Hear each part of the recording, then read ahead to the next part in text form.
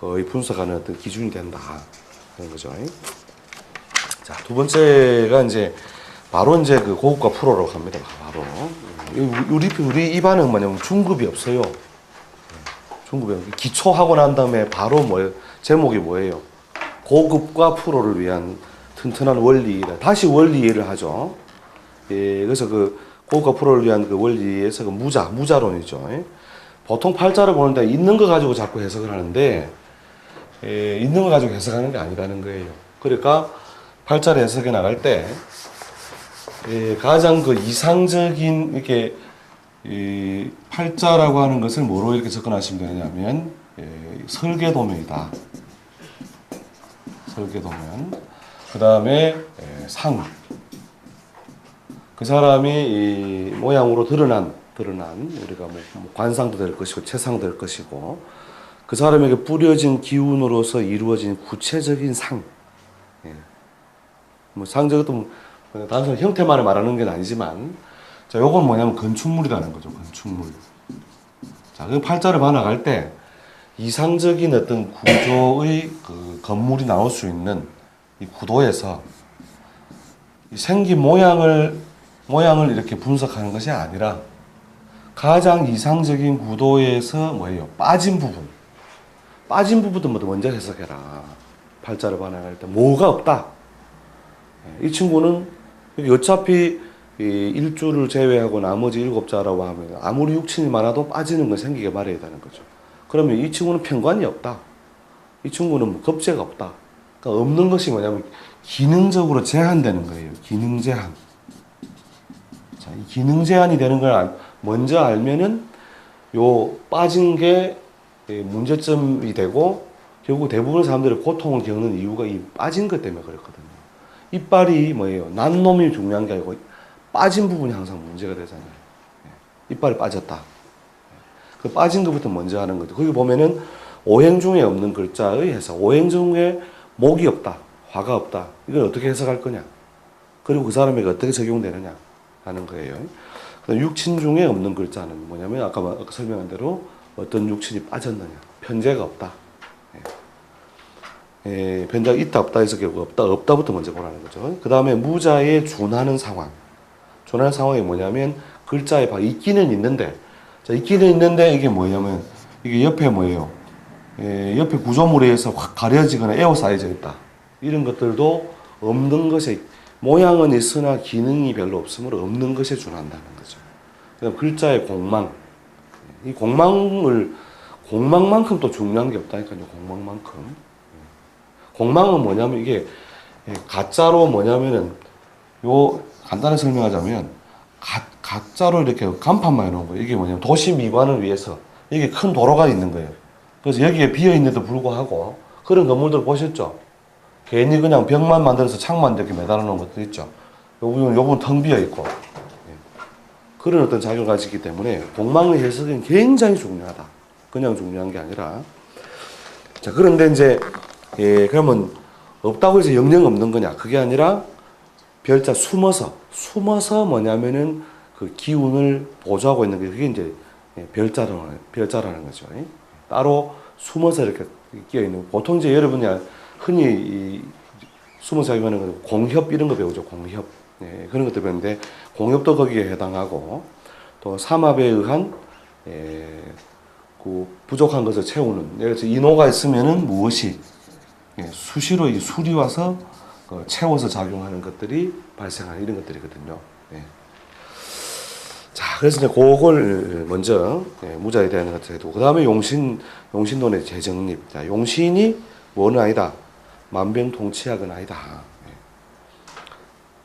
그래서 우리가 저쪽에 춘하추동 강의할 때는 그 방대한 격국 용신론을 단 1시간 만에 끝냅니다. 그 이상 배울 게 없다. 더 배우면 이제 그때부터 이제 오히려 머리만 아파진다. 그죠? 1시간 이상 배울 게 없다. 격국론. 자, 그래서 이제 그 형태상 격국의 종류는 우리가 재택에서 충분히 어떤 그 사물을 분류하는 어떤 방법이 될 수 있는데, 그걸 갖다 눈으로 한번 익혀두는 거죠. 그래서 격국의 종류, 그 다음 중요한 게 뭐냐면 박격이에요. 박격. 그게 격용론으로서 결국 추나추동 신사주옥으로 들어오는 사람들은 뭐냐면 들어오려고 하면 그 키가 게이트가 바로 합격이라는 거죠. 합격을 수없이 많이 연구해야 된다.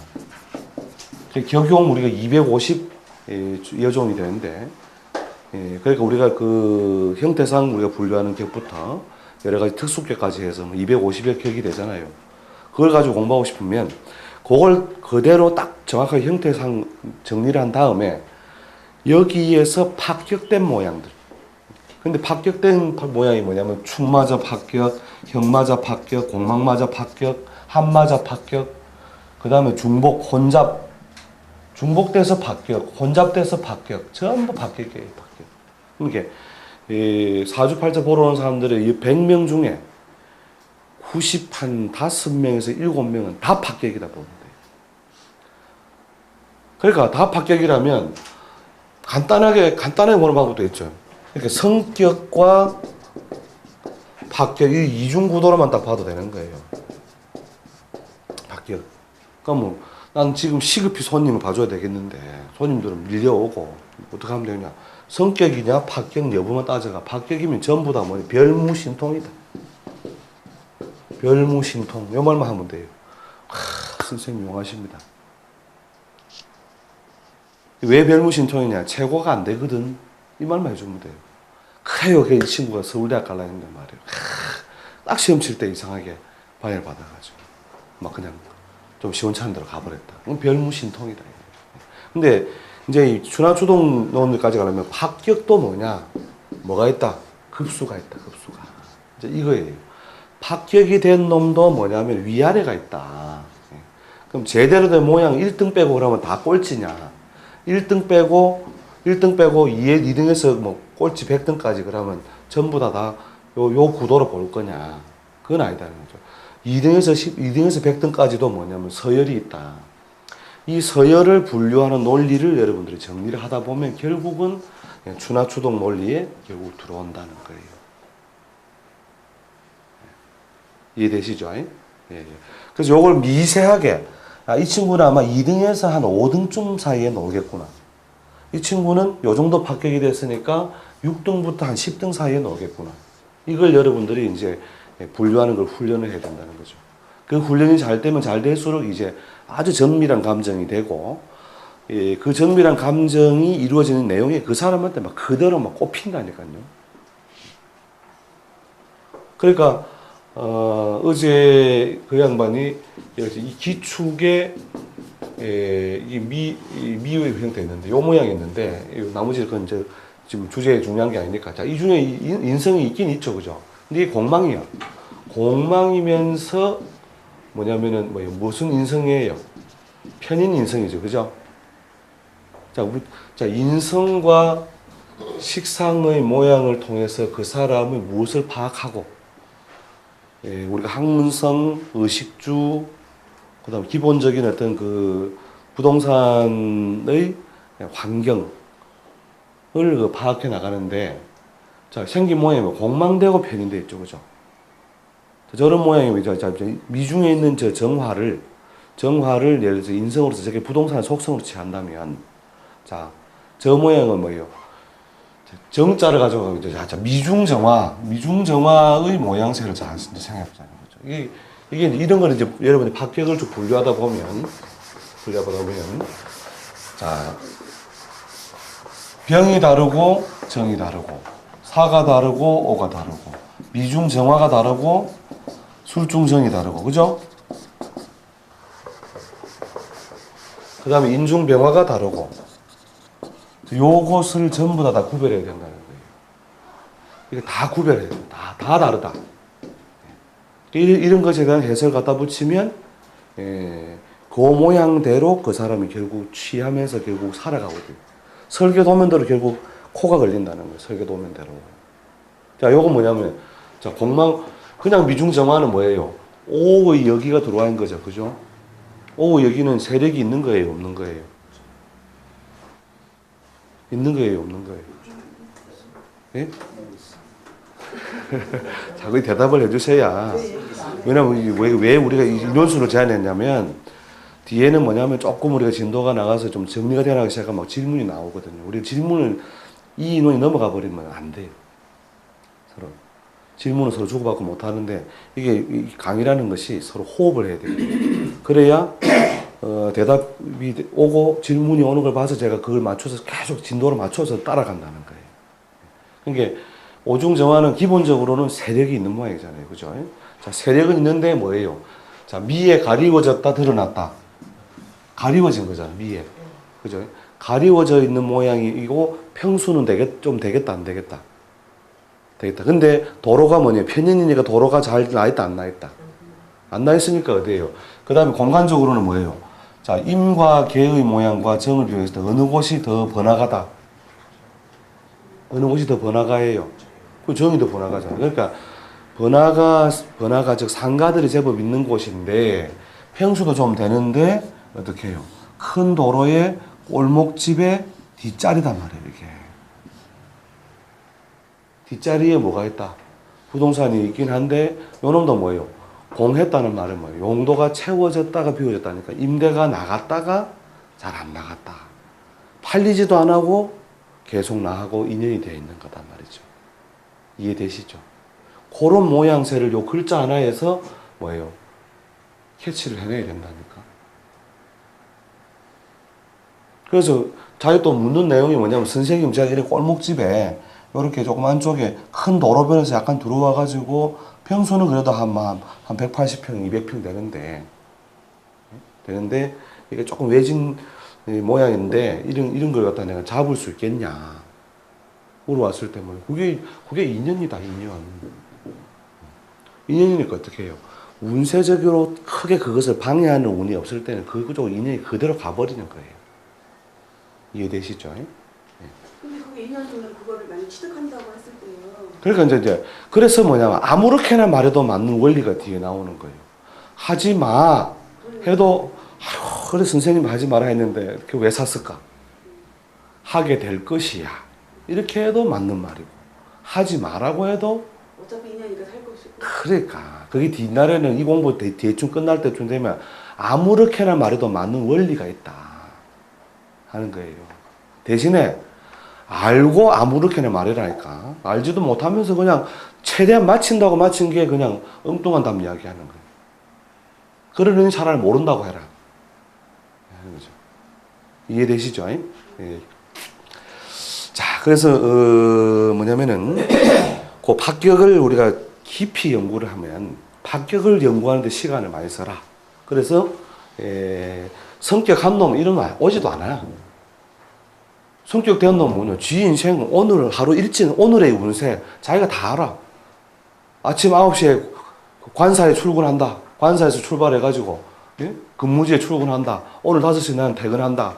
그 다음에 또 기타 저녁에 내 볼일 보기 편리한 사람들 만난다. 왜냐면 성격은 자기야 가까운 미래가 이미 틀지어져 있단 말이에요.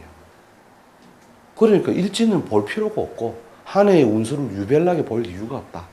그냥 10년 중에 한 번 그냥 제가 혹시나 이번에는 좀 높은 자리를 좀 꿈을 꾸고 있는데 되겠냐 이런 걸로밖에 안 온다는 말이에요. 그러니까 평생에 2-3번밖에 물을 일이 없다는 거예요. 평생에 2-3번밖에 물을 일밖에 없는 그런 이런 놈들 팔자만 우리가 공부 쫙 해가 손님 받는다고 앉아 있다니까. 손님 못 받는 거죠.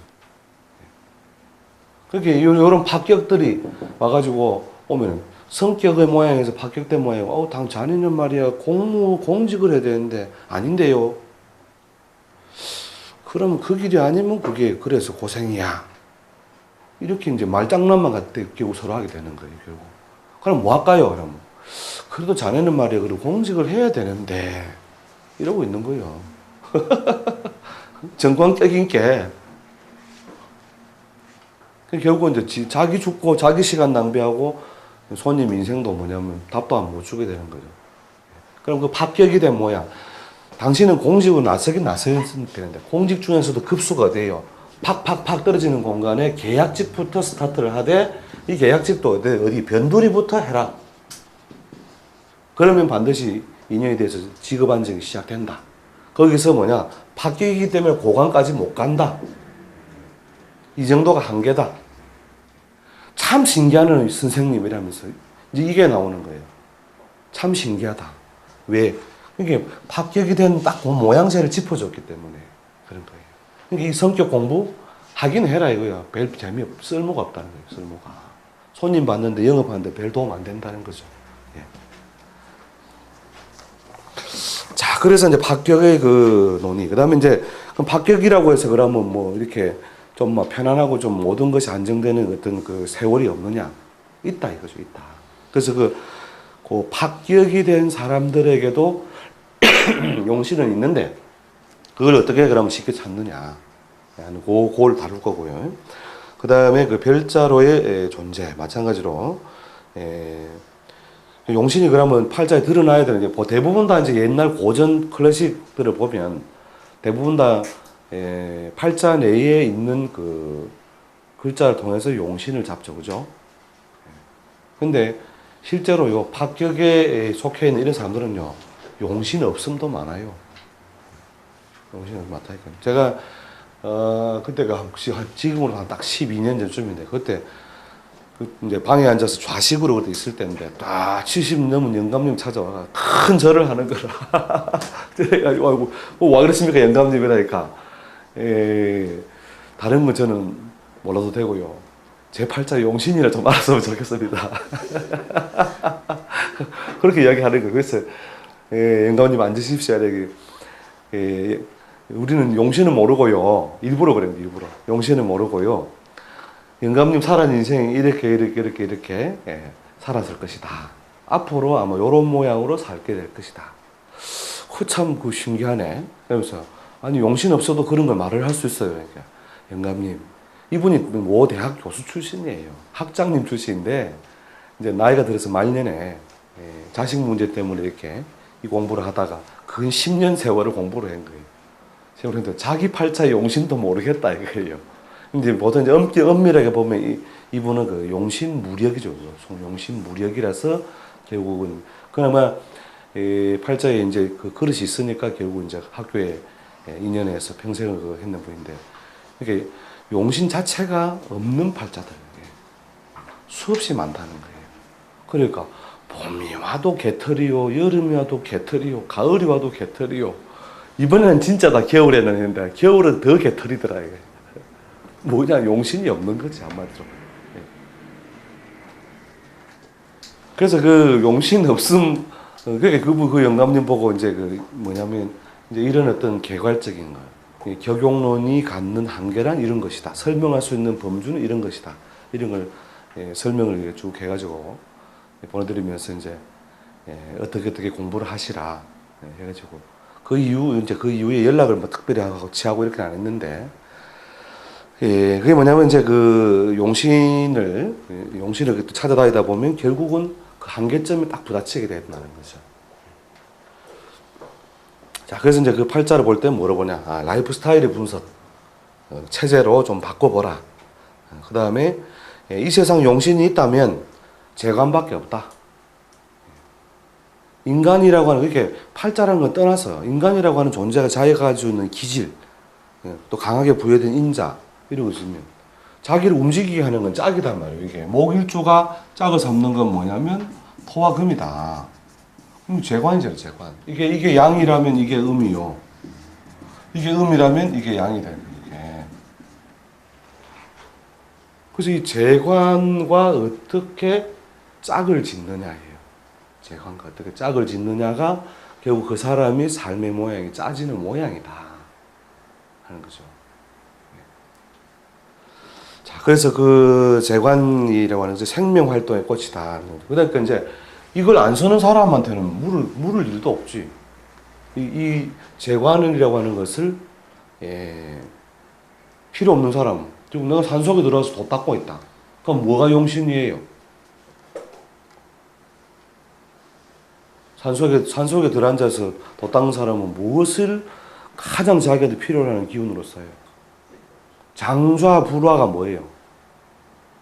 장좌 불화. 오랫도록 앉아서 장좌, 불화, 눕지 않는다. 그러니까 뭐가 필요해요? 안 움직이는데 필요한 육체는 뭐예요? 인성이죠, 인성. 그럼 도 닦는 사람은 인성만 있어도 된다 이거예요. 예. 인성을 내가 구하는데 내가 재관이 뭐가 필요 있냐 이거죠. 오히려 인성을 훼손할 때, 훼손할 때 오히려 밖에서 소란 요동이 생겨서 결국은 내가 장자불화를 못하고 수행을 못하는 거죠. 신도라고 와가지고 뭐 예쁜 여자 신도가 와가지고 스님이라면서 막 그냥 그게 제가 와가지고 뭐 인성을 깨는 거잖아. 이해되시죠?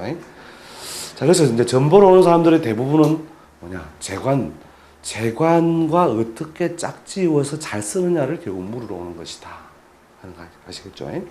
자, 그래서 이제 그 재관과 짝을 짓는 패턴을 관인, 식상 이렇게 두 개 분류하는 것이고, 그 다음에 희신은 있어도 용신은 없다. 이 논의는 뭐냐면 용신이 있으려고 하면 적어도 어떤 모양, 이렇게 성격된 적어도 1등짜리 모양이라야 제대로 된 용신이 있는 거고, 나머지는 다 용신 없어. 뭐만 있다? 희신만 있다는 거예요. 희신만. 우리 결국론은 뭐냐면 희귀구안을 배우죠, 그죠? 희귀구안 배워가지고 뭐 어쩌고 저쩌고 하면 배울 땐 신난다. 죽었어 이러면서. 근데 말짱 소용없다.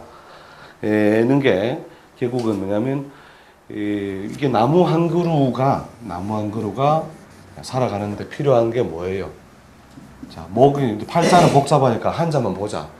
자, 이 한자의 용신이 뭐냐 이거죠. 나무의 용신이 뭐예요? 물이 필요한 거죠, 제일 먼저. 그럼 태양은 불도 있어야 되고, 그 다음에 이 수화를 갖다가 완충시켜주는 뭐예요? 토도 있어야 되고, 그 다음에 뭐예요? 춘풍을 상징하는 봄도 있어야 되고, 그 다음에 금은 필요 없네. 그러면 금이 있어야 뭐냐면 결실한다는 거예요. 결실을 종장한다는 거예요. 종장이 뭐냐면 씨앗을 감춘다. 그래서 뭐냐면 나무가 무엇이 있어야, 열매가 있어야 뭐냐면 씨앗이 떨어져서 감목천리연 이런 말 들어보셨어요? 감목이 천리에 이어서 가는 힘이 뭐예요? 이 금의 결실을 통해서 있는 거예요. 그러니까 번식이라는 거예요. 번식.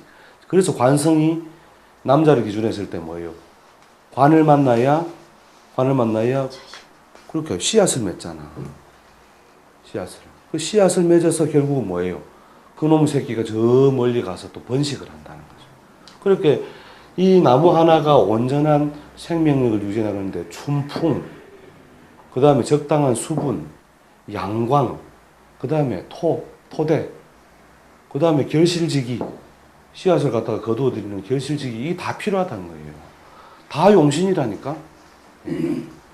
그런데 어떤 놈은 이게 빠져있고, 어떤 놈은 토가 빠져있고, 이런 식으로 빠짐으로써 결국은 뭐냐면 기울어짐이 생기고, 그 기울어짐이 결국은 행동, 삶, 운명을 막 이끌어 나가야 되는 거예요. 이게. 그래서 그럼 기울어졌을 때 그 모양새가 부득이하더라도 그것을 일정 세월 동안 감당하게 우리가 코치를 해주는 입장에 있다는 것이죠. 너는 불이 없으니까 불을 찾아다녀. 이렇게 안 찾아진다니까요. 그게. 이미 뭐냐면 건축물이 뭐예요? 피사의 사탑이 이쪽으로 기울었는데, 야, 너는 이쪽이 바르니까 이쪽으로 가. 이렇게 하면 뭐예요?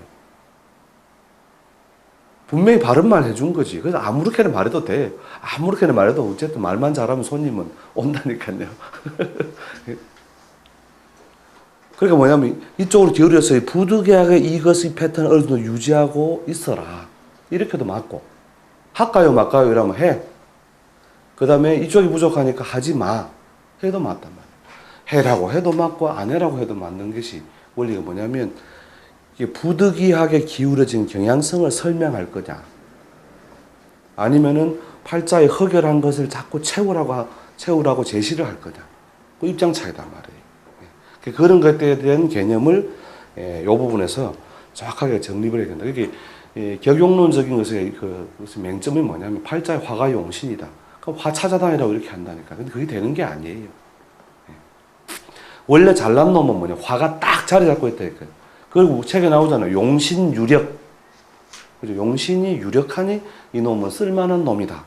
그런 놈은 팔자를 물으러 올 일이 별로 없다. 용신이 충실한 놈인데 뭐. 자기가 밸런스를 잡는데 좋은 조건의 인자가 바로 옆에 딱 뭐냐. 예, 우리가 도둑이 잘 되는 건물인데 경찰서가 바로 옆에 있다 이거예요. 그런 놈이 뭐 나한테 크게 물을 일이 뭐가 있어요. 근데 그런 원리들을 여러분들이 꿰뚫어 아셔야 된다는 거죠.